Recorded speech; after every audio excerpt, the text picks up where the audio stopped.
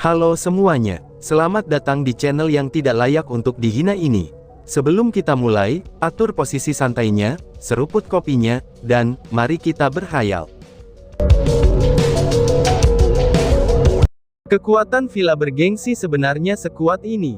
Mereka memiliki 20 tetua pengurus di ranah surga, jadi selain kepala villa itu sendiri, bukankah mereka juga memiliki 21 ahli di ranah surga? Ucap penonton. Pada saat itu, para ahli dari berbagai kekuatan mengerutkan alis mereka, dan kegelisahan yang tak terlukiskan mulai bangkit dari hati mereka. Bahkan jika itu adalah kekuatan puncak dari provinsi lain, itu akan sama. Karena dalam aspek-aspek tertentu, kekuatan yang ditampilkan villa bergengsi sudah melampaui mereka. Namun pada saat ini, satu-satunya yang bisa tetap tenang hanyalah dua kekuatan khusus, dan mereka adalah World Spirit Guild dan klan Jie. Bukannya aku memandang rendah ketousan Monster Mountain, tapi villa bergengsi aku benar-benar memiliki kemampuan untuk menyapu bersih mereka.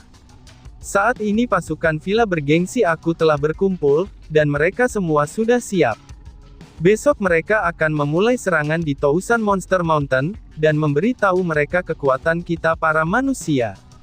Biarkan mereka tahu bahwa, yang terbaik bagi mereka adalah bersembunyi seperti kura-kura di Tousan Monster Mountain, yang merupakan tanah kecil mereka sendiri. Dan acara pertemuan pernikahan juga akan dimulai di sana. Jadi, semuanya tidak perlu khawatir. Meskipun ini adalah acara yang menguji keberanian, aku tidak akan membiarkan di antara kamu mengambil risiko yang tidak perlu. Kami sendiri sudah mengintai lanskap Tousan Monster Mountain. Di dalam Tousan Monster Mountain, di sana ada dua wilayah. Di dua wilayah itu, jumlah paling sedikit beast monster ada di sana, dan kekuatan mereka juga relatif lebih lemah. Sedangkan untuk acara ini, itu akan dilakukan di dua wilayah tersebut. Tentu saja setelah masuk, kalian semua harus mengandalkan diri kalian sendiri. Tapi sebagai saran dariku, yang terbaik adalah membunuh semua monster mengerikan yang kamu lihat, atau mereka pasti akan membunuhmu. Bahkan jika mereka tidak bisa membunuhmu, mereka akan memimpin beast monstrous yang lebih kuat, yang pada gilirannya akan membunuh kalian semua. Acara ini akan berlangsung selama 10 hari. Lalu 10 hari kemudian, kamu dapat meninggalkan Tousan Monster Mountain, dan villa bergengsi aku akan mengirim orang untuk membawa kamu kembali ke villa bergengsi. Dan pada saat itu, aku percaya bahwa 100 wanita dari villa bergengsi aku, mereka pasti sudah memiliki kesan puas di hati mereka. Adapun siapa di antara kamu yang bisa memenangkan hati dari 100 wanita ini, itu akan tergantung pada penampilan kamu dalam 10 hari ke depan. Qin Lei berbicara lagi, tapi dia memiliki banyak kepercayaan diri, dan bahkan dipenuhi dengan kepercayaan diri yang tinggi.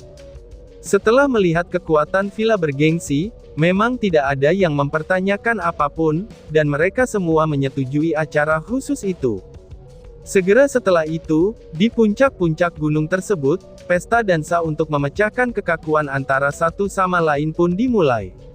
Di atas panggung dansa, figur-figur memikat dari banyak keindahan ditampilkan dengan tarian mereka yang anggun. Itu menyebabkan semua orang menjadi sangat bersemangat, dan mereka bersorak tanpa henti. Bahkan ada beberapa orang yang tak tahu malu, yang telah kehilangan kendali oleh keindahan di atas panggung. Mereka bersembunyi di sudut yang sunyi, dan ketika mereka melihat keindahan di atas panggung, tangan kanan mereka menari-nari, dan mereka diam-diam melakukan beberapa hal rendahan. Namun sayangnya, Lady Ziling tidak berpartisipasi dalam sesi pertunjukan ini. Setelah Qin Lei selesai mengumumkan detail acaranya, dia pergi lebih dulu dengan pengawalan para tetua. Adapun untuk Chu Feng, dia tidak memiliki banyak minat terhadap keindahan yang tersisa. Dia fokus pada Gubo, Su Zongyu, dan yang lainnya dari World Spirit Guild, lalu minum dengan riang. Saat ini dia sudah membuat cukup banyak musuh besar, itu baik secara sengaja maupun tidak sengaja. Setelah memasuki Tousan Monster Mountain, pasti akan ada seseorang yang akan menyerangnya. Jadi satu-satunya orang yang bisa dia andalkannya adalah mereka yang berasal dari World Spirit Guild. Setelah minum dengan senang untuk sementara waktu, hingga malam pun semakin gelap, dan karena besok adalah hari untuk menuju ke Gunung Seribu Monster, Su Zongyu menyarankan agar generasi muda World Spirit Guild harus kembali untuk beristirahat. Lalu Chu Feng dan yang lain, tentu saja mereka menanggapi panggilan itu. Setelah kembali ke kamarnya, Chu Feng pertama kali menyeduh teh hijau.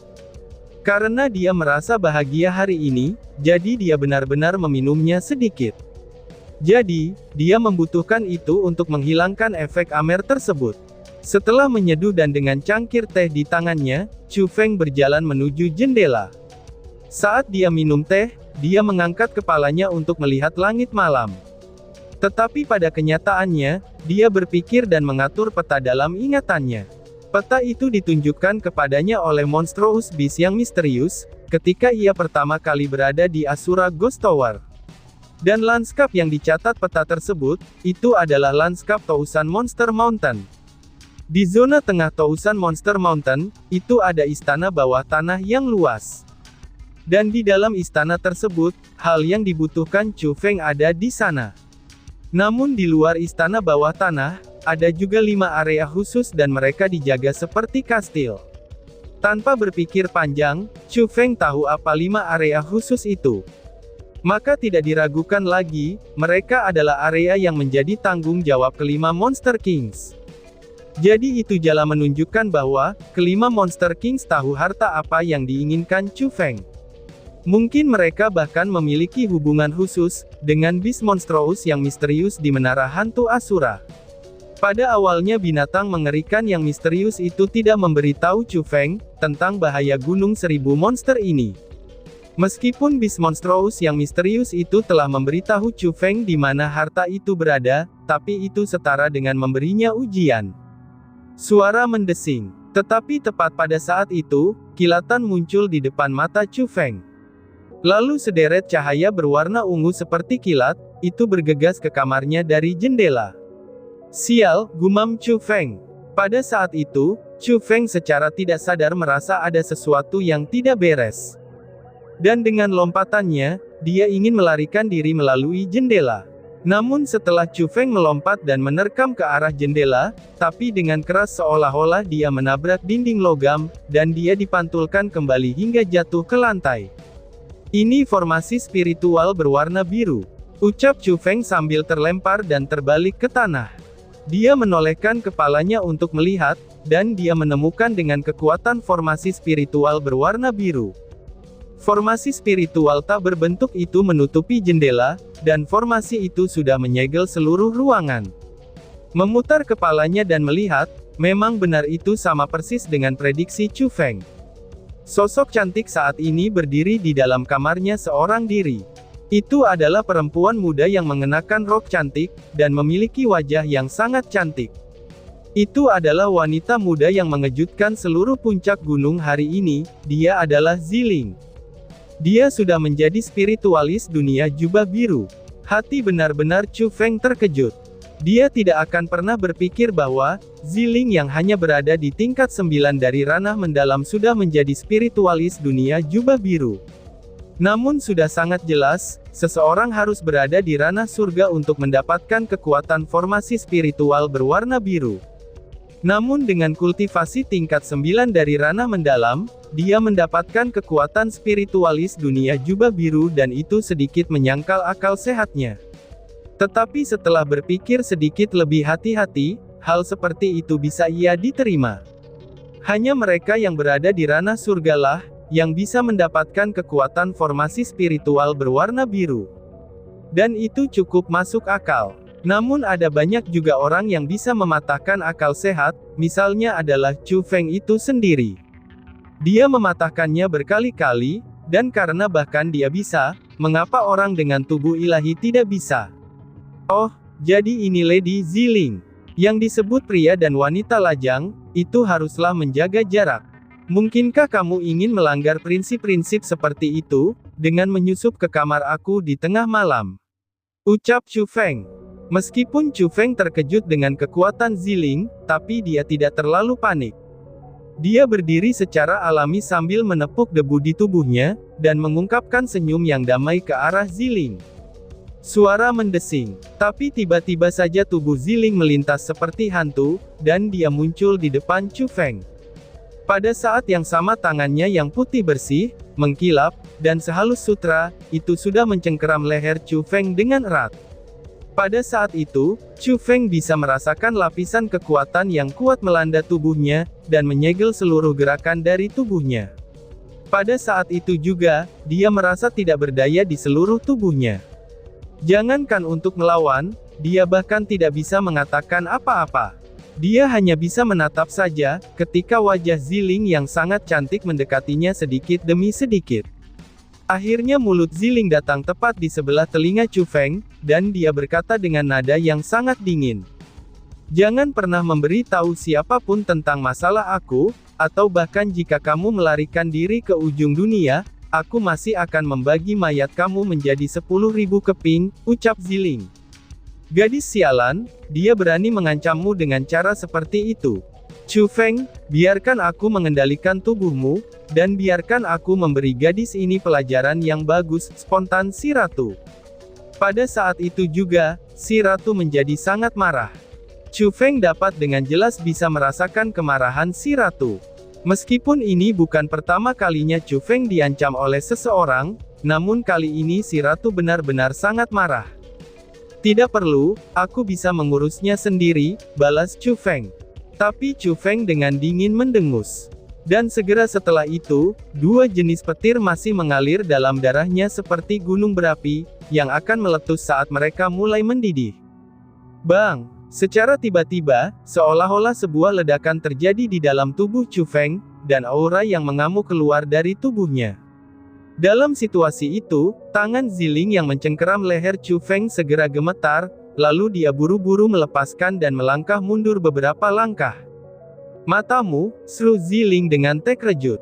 Melihat bola mata Chu Feng yang memiliki warna kuning dan biru yang terjalin, dan merasakan aura Chu Feng yang langsung naik ke tingkat kelima dari ranah mendalam, wajah kecil Ziling tidak bisa menghindari perubahan ini.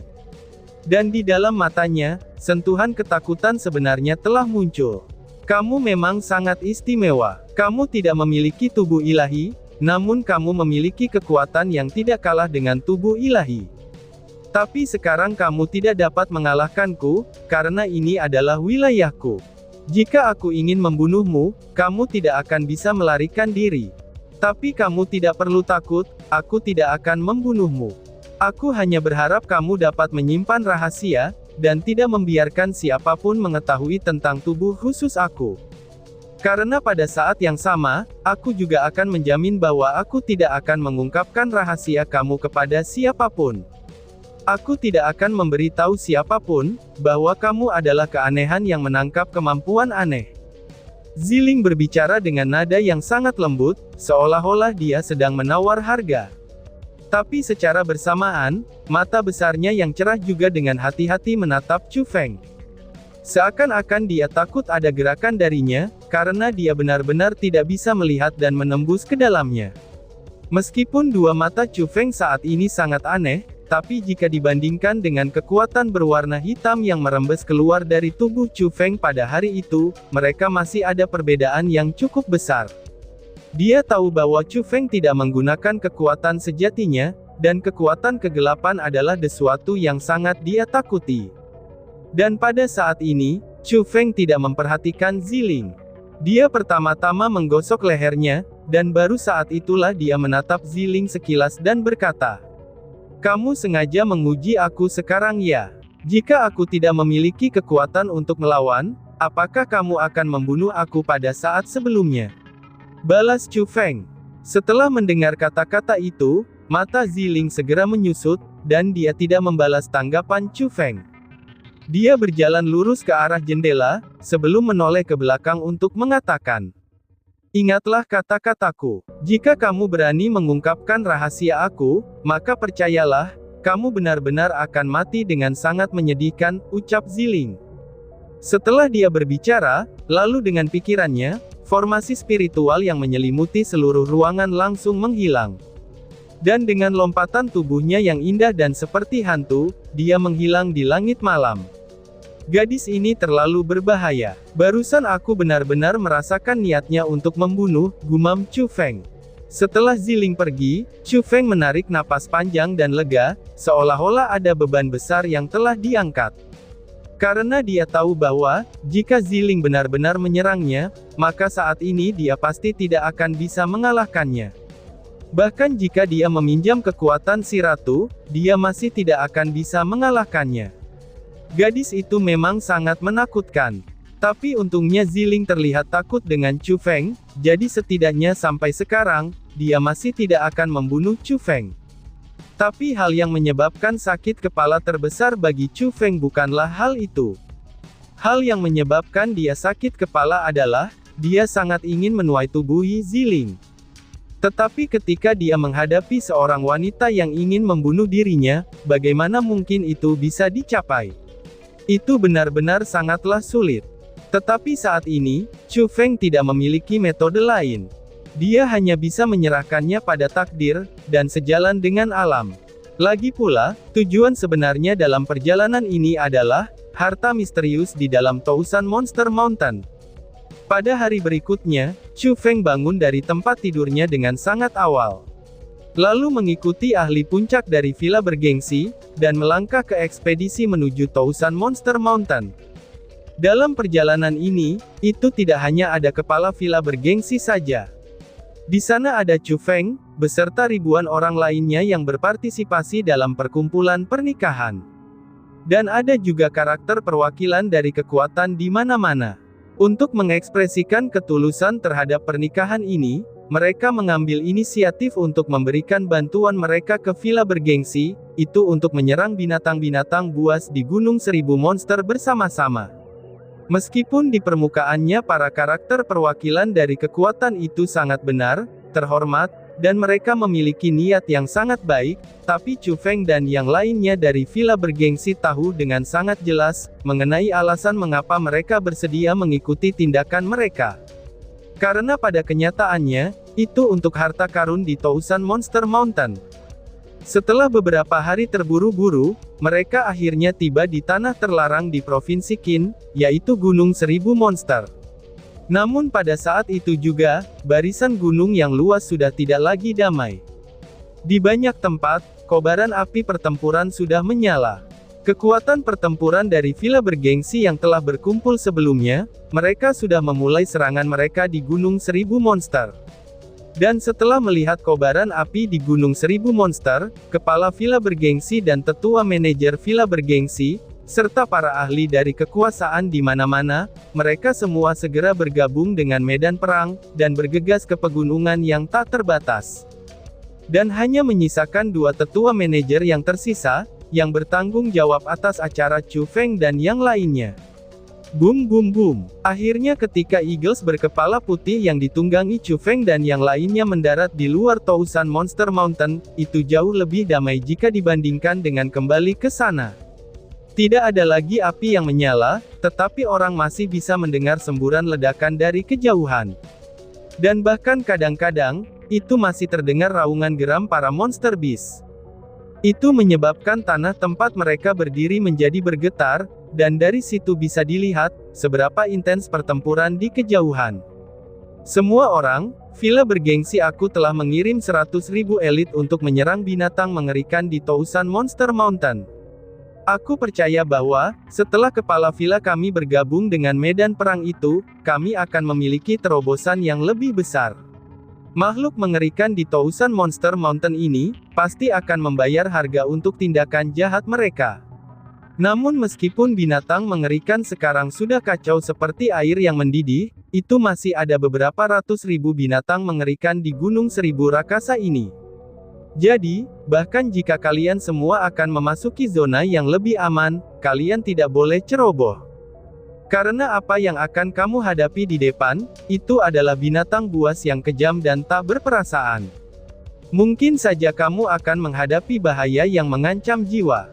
Seperti kata-kata kepala villa, kami menyarankan kamu untuk membunuh beast monster setelah bertemu mereka di Tousan Monster Mountain. Jangan biarkan mereka hidup, atau orang yang akan menderita adalah kamu, ucap seorang tetua. Para tetua villa bergengsi pertama kali memberi tahu mereka beberapa hal yang harus mereka perhatikan, lalu segera setelah itu, mereka memberi semua orang peta. Peta itu benar-benar berbeda dari yang ada di otak Chu Feng. Peta itu jauh lebih sederhana jika dibandingkan dengan peta yang ada di otaknya, dan lokasi istana bawah tanah bahkan tidak tercatat. Namun pada peta ini, itu ada dua area yang telah dilingkari. Mereka adalah area yang dibutuhkan Chu Feng dan yang lainnya, untuk bertahan hidup selama 10 hari. Lalu langkah pertama yang perlu mereka lakukan pertama kali tiba di daerah itu sudah diberitahu, dan 10 hari harus berlalu sebelum mereka kembali. Dan itu adalah peristiwa yang harus mereka alami. Karena di sana ada dua area aman, Chu Feng dan yang lainnya juga perlu dibagi menjadi dua kelompok.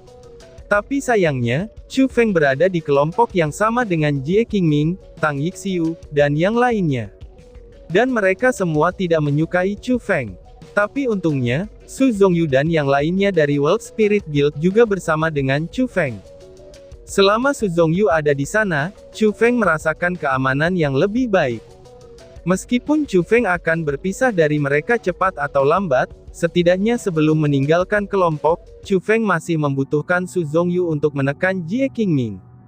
Tentu saja selain Su Zongyu dan Jie Qingming, ada juga orang yang tidak diketahui apakah dia adalah musuh atau teman. Dan orang itu adalah Jiang Wuxiang, yang merupakan jenius dari dinasti Jiang yang sangat aneh. Meskipun dia telah membantu Chu Feng hari itu di puncak-puncak gunung, tapi ketika Chu Feng memulai percakapan dengannya, orang itu agak sedingin es. Dari situlah, Chu Feng tidak dapat melihat dan menembus lebih dalam dari anak itu. Dan tiba-tiba saja bersambung. Sekian dan terima kasih banyak. Bye-bye.